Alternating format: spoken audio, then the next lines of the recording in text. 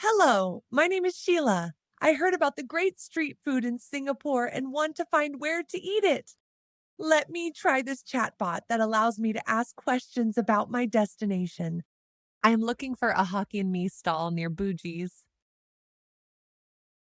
Of course, I also could have used my voice. After pressing the send button, it takes a few seconds to deliver a result.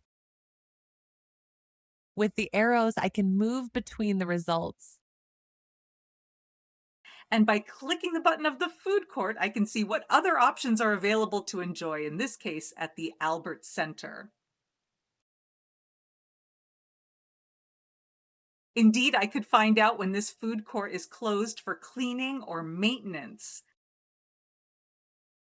It even allows me to find out how to get there using Google Maps. And what if I want to find art museums in Singapore?